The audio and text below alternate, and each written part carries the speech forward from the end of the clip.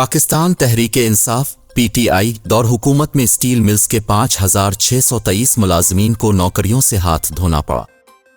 वजारत सनत विबदावार ने सेनेट की कायमा कमेटी में तहरीरी तफसीलात पेश कर दें। दस्तावेज के मुताबिक पीटीआई हुकूमत ने पाकिस्तान स्टील मिल्स के 5,282 मुलाजमीन को नौकरियों से फारिग किया। दस्तावेज में बताया गया है कि स्टील मिल्स मुलाजमीन को 3 मुख्तलिफ मराहिल में नौकरियों से बर्खास्त किया गया। पीएसएम मुलाजमीन को नवंबर 2020 से जुलाई 2021 के अहकामात की रोशनी में फारिग किया गया।